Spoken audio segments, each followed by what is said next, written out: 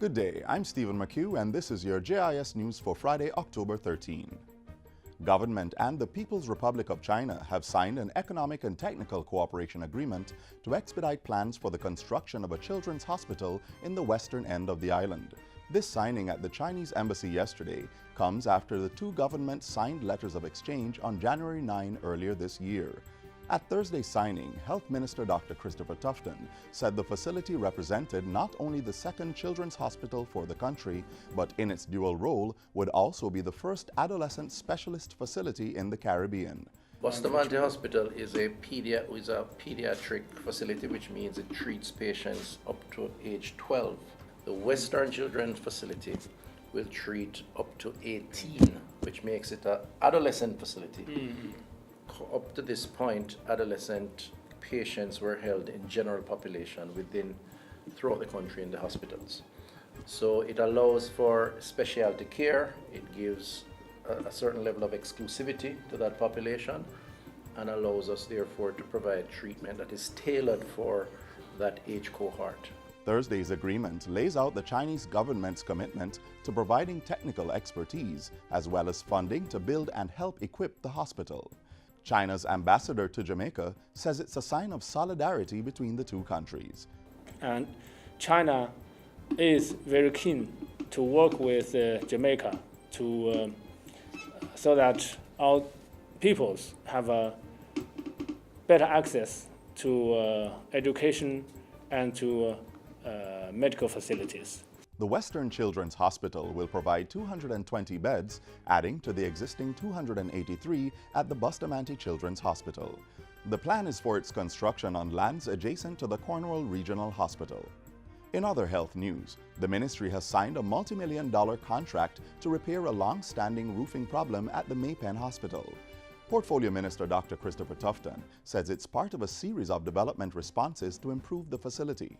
Today, with this 54.7 million contract roof repair signing, I believe it is another step in our responsiveness to what is required, and we're happy to be moving this process forward.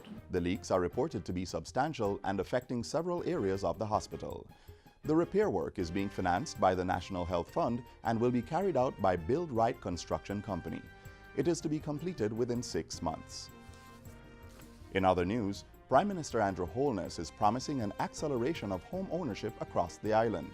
That is, once the restructuring exercises being undertaken at the Housing Agency of Jamaica, HAJ, and the National Housing Trust, NHT, are completed. Mr. Holness says he will receive the NHT's report shortly. The housing agency, meanwhile, has been instructed to pursue public-private partnerships to deliver social housing, regularize informal settlements, and distribute titles. And so there would have to be a refinement of the roles between the NHT and the Housing Agency of Jamaica.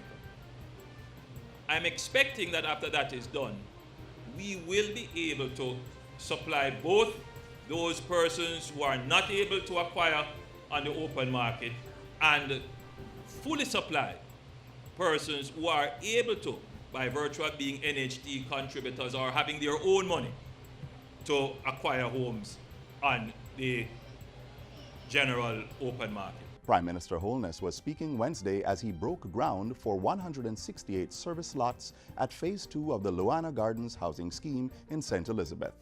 Government is drafting amendments to various pieces of legislation to ensure that provisions of the ILO Domestic Workers Convention are integrated within the laws of Jamaica.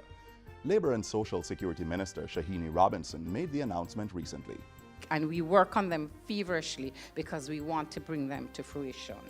When it becomes law, it will have a direct positive impact on household workers as it relates to rights and responsibilities. Minister Robinson was addressing the Grace Kennedy Heather Littlewhite Household Worker of the Year Award ceremony. Anthony Houston and Sherilyn Williams Case were named Male and Female Household Worker of the Year respectively. And finally, Cabinet is now in receipt of a report by the West Kingston Commission Incursion Compensation Committee. The committee was set up to examine claims by residents who were injured, suffered damage, or lost relatives in the May 2010 incident. over 1,000 claims were reviewed by a 3-member committee headed by former President of the Court of Appeal, Seymour Panton. Cabinet is likely to consider it very soon, and hopefully by early November, that report will be laid in Parliament, and it will be the precursor to us dealing with all the recommendations of the Tivoli Commission of Inquiry. Justice Minister Delroy Chuck was addressing a meeting of the Rotary Club of Kingston on Thursday. He revealed that the committee decided not to examine an additional 400 files from the Office of the Public Defender after giving 2 deadline extensions for persons to submit their claims. In the meantime, the Justice Minister says government will be addressing 9 of the 10 recommendations by the West Kingston Commission of Inquiry.